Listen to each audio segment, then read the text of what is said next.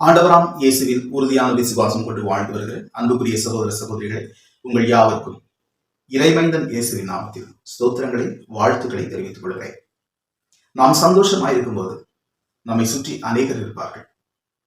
நம்மிடத்தில் செல்வாக்கு இருக்கும் போது அநேக நண்பர்கள் நம் தோள் மீது கை போட்டு நம்மோடு உலா வருவார்கள். வசதியோடு நாம் வாழ்ந்து வரும்போது அநேக உறவுகள் நம்மை சுற்றி மகிழ்ந்திருக்கும்.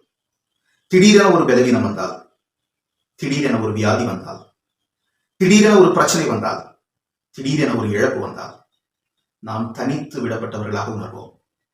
நம்மை சுற்றி யாரும் இல்லாத ஒரு சூழ்நிலை நம்மை பிடித்துக் கொள்ளும். தனிமையும் பயமும் நம்மை வேதனைப்படுத்தும். இப்படிப்பட்ட காலம் நம்மை சுற்றி இருக்குமானால் சங்கீதம் 20:1 எடுத்து வாசிப்போம். அது நம்மை தைரியப்படுத்தும். சங்கீதம் 20:1 சொல்கிறது, ஆபத்து நாளில் கர்த்தர் உமக்கு ஜெபத்தை கேட்பாராக, யாக்கோபின் தேவனுடைய நாமம் உமக்கு உயர்ந்த அடைக்கலமாவதாக என்று. அன்பானவர்களே, ஒரு அரசன் யுத்தத்துக்கு போகும்போது, குறிப்பாக இஸ்ரவேலின் அரசர்கள் யுத்தத்துக்கு போகும்போது, யுத்த காலம் என்பது ஆபத்தின் காலம். அநேக போர் வீரர்களை இழக்க வேண்டி வரலாம்.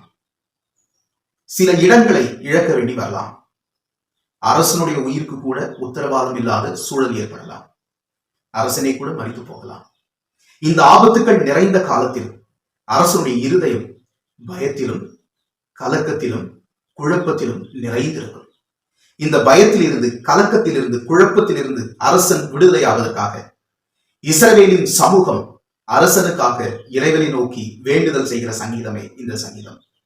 அரசனை உற்சாகப்படுத்தும்படியாக, யுத்தத்தில் தைரியப்படுத்தும்படியாக, அவன் இருதயம் அந்த சவாலை சந்திக்க ஆயத்தப்படும்படியாக இந்த ஜெபம் ஏறெடுக்கப்படுகிறது. ஆமன்பானவர்களே, எந்த ஆபத்து நாள் வந்தாலும் கர்த்தர் நம் ஜெபத்தை கேட்பார். நான் தனித்து விடப்பட்டு விட்டேன், என் குரலை கேட்க யாரும் இல்லை என்கிற கலக்கம் இருக்குமானால் அந்த கலக்கத்தை தூக்கி எறியுங்கள். உங்கள் குரலை கேட்க கர்த்தர் உங்களோடு கூட இருக்கிறார். உங்கள் சத்தம் அவர் செவிகளில் தொனிக்கிறது. அவரே உங்களுக்கு உயர்ந்த அடைக்கலமாக இருப்பார். எப்பேற்பட்ட ஆபத்து இருந்தாலும், எப்பேற்பட்ட கலக்கம் இருந்தாலும், எவ்வளவு பெரிய பலவீனம் இருந்தாலும், மருத்துவர்களால் கைவிடப்பட்ட நிலை இருந்தாலும், உறவுகளாலும் உலகத்தாலும் தனித்து விடப்பட்ட நிலை இருந்தாலும், உங்களுக்கு ஒரு அடைக்கலம் உண்டு. அதுவே யாக்கோபின் கடவுளுடைய நாமம். அது உங்களுக்கு அடைக்கலமாக இருக்கும். அவரே கிறிஸ்துவாக இந்த உலகத்தில் வந்து நமக்காக பாடுபட்டு, நமக்காக மரித்து, நமக்காக உயிர் தெழுந்தவர். யுக முடிய வரைக்கும் சகல நாட்களிலும் உங்களோடு கூட இருக்கிறேன் என்று வாக்கு பண்ணினவர் உங்களோடு கூட இருக்கிறார். நீங்கள் தனித்து விடப்பட்டவர்கள் அல்ல. கடவுள் உங்கள் அருகில் இருக்கிறார். உங்கள் பட்சத்தில் இருக்கிறார். உங்களை பாதுகாக்கிறார்.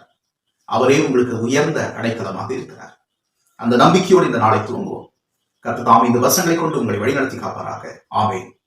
ஜெபம் செய்வோம். அன்பின் பிதாவே, நீர் எங்கள் குரலை கேட்கிற தேவன், எங்களுக்கு உயர்ந்த அடைக்கலமானவர். இந்த அன்புக்காக நன்றி செலுத்துகிறோம். தனித்து விடப்பட்ட, வியாதியில் இருக்கிற, பலவீனத்தில் இருக்கிற, இழப்பில் இருக்கிற, ஏதோ ஒரு ஆபத்து சூழ்ந்திருக்கிறது என்று தவிக்கிற ஒவ்வொருவரோடும் நீர் இருக்கிறீர். அவர்கள் குரலை கேட்கிறீர். இப்பொழுது கேட்டுக்கொண்டிருப்பதற்காக நன்றி செலுத்துகிறோம். விடுவிக்கப் போவதற்காக நன்றி செலுத்துகிறோம். நீரே அடைக்கலமாக இருந்து பாதுகாத்துக் கொள்ளப் போவதற்காக நன்றி செலுத்துகிறோம். கிறிஸ்துவாய் யுகபடி வரைந்தும் எங்கள் ஒவ்வொருவரோடும் இருந்து எங்களை பாதுகாத்துக் கொள்ளும். இயேசுவின் வழி ஆச்சரிக்கிறோம் நல்ல பிதாவே. ஆமென். ஆண்டவரின் கிருபை, கடவுளின் அன்பு, தூய ஆவின் ஐக்கியம், வழிநடத்துதல், குறைவில்லா ஆசீர்வாதங்கள் இவ்வசனத்தை கேட்டுக் கொண்டிருக்கிற நம் அனைவரோடும் இருந்து வழிநடத்தி காப்பதாக. ஆமென்.